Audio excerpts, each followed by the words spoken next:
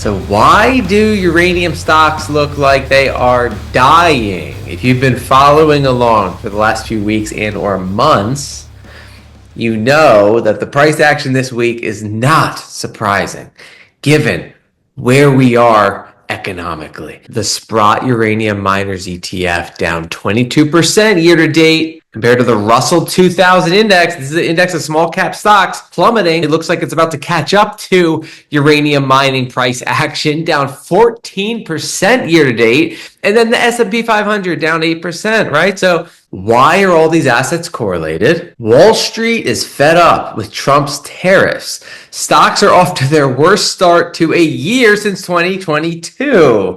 So to understand why uranium stocks look like they're dying, you can't look at their fundamentals. You have to look at why stocks are off to their worst start to a year since 2022.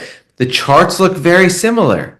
So the reason uranium stocks are falling has to be the same reason that these other massive stock indexes are falling. And for some reason, I get pushback when I explain why these assets are falling. First off, they're perfectly correlated to broader stock market indexes directionally. So that in and of itself should be proof that the long-term fundamentals of these assets have absolutely nothing to do with short-term price action. But then we look back in history. Cameco, the 2008-2009 financial crisis. What was the price action of Cameco? In May 2007, the price of Cameco was $52. By February 2009, the price of Cameco was $15. It collapsed, right? So many people push back on these videos saying, if the supply-demand gap is so great, why aren't these assets going up, right? Long-term fundamentals had nothing to do with Cameco going from $50+ down to $15 in 2008. It's all about liquidity, especially in situations like this, where there's just broad-based selling across all asset classes. Nothing is safe. It doesn't matter what the fundamentals are. Fundamentals mean absolutely nothing in environments like this. Now that's short term, right? Warren Buffett has made a career of investing and buying assets where the short-term price action has diverged from the long-term fundamentals. He says the stock market is like a very irrational man named Mr. Market. You go up to his stand where he's selling things. One day his prices are crazy down. One day his prices are crazy high. Your job is to buy what he's selling when the prices are crazy down. That's it. That is your only job as an investor. Right? So price action of uranium stocks, we're seeing them nosedive. And again, I'm not surprised at all by this price action because I've been talking about why these assets and broader markets in general are so weak. Because look at what interest rates have done. They've been skyrocketing. That is the exact opposite of what causes a bull market in these assets. Again, uranium stocks are correlated to these assets, which we proved earlier on in the video, looking at the price action. So if you want to know what's next for uranium stocks, you have to look at what's next for liquidity and interest rates, right? Obviously, this has been horrendous, but what the government's master plan has been all along is to cause short-term pain. Bigger the crash, the lower interest rates go. Look at what the 10-year bond yield has done since Trump got elected in January. It's gone from 4.77 down on weakness, right? Markets are super weak. People are putting money into bonds again. No one wanted to touch a bond earlier. That's why rates were so high. That's why this 10-year yield was almost 5%. Now it's almost 4%, right? So the weaker markets are, the lower rates come, the more the government can stimulate and cause a massive bull market like they've always done in the past. We've covered that. So that's where we are. We're in this kind of no man's land limbo where the government is trying everything they possibly can. It's called kitchen sinking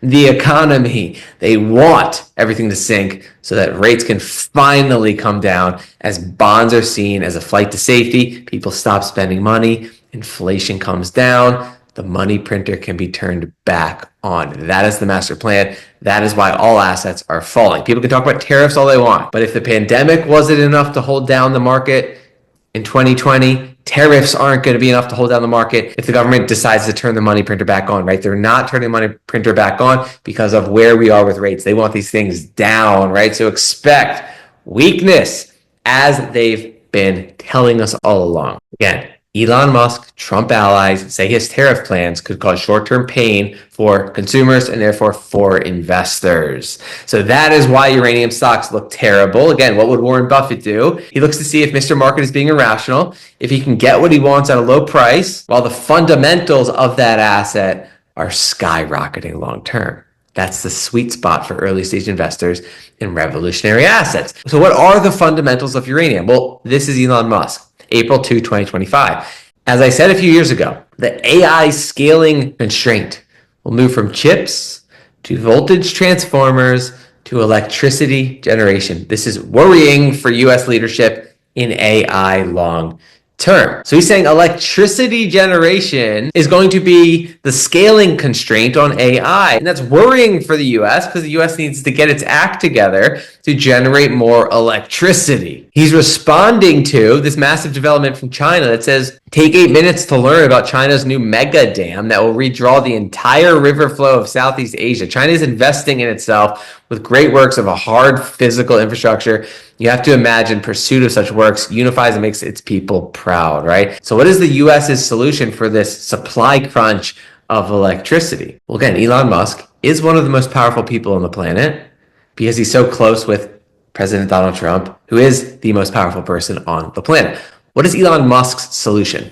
Wind turbines are fine if out of the way, where they aren't an eyesore. They are competitive when paired with batteries. Nuclear fission is a no-brainer. We should have a lot more of it, right? So his solution is nuclear power. So the most powerful people on the planet are investing in nuclear power to solve one of the biggest problems facing the world, which is electricity constraints. That is very bullish for the fuel that powers nuclear. New wave of nuclear reactors send U.S. states racing to attract the industry. U.S. states are positioning themselves to compete for newer, cheaper nuclear reactors being developed as communities and tech giants compete in the race for electricity. They're literally telling us what the future holds, right? It holds just massive demand for nuclear power.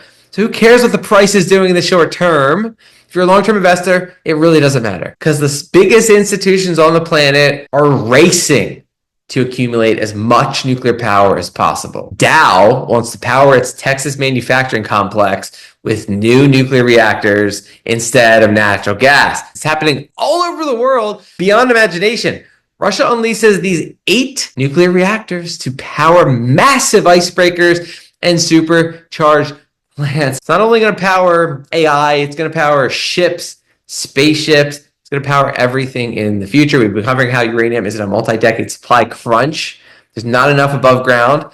So the more damage is caused to the spot price, to uranium miners in the short term, the less uranium is going to be available because the industry is just cash starved, right? So it's setting up for just a massive short squeeze in these asset. Long term, right? Short term, anything can happen. Short term, we're in a terrible situation. We're in between a rock and a hard place on the macroeconomic front. So I'm not talking about short term, I'm talking about long term.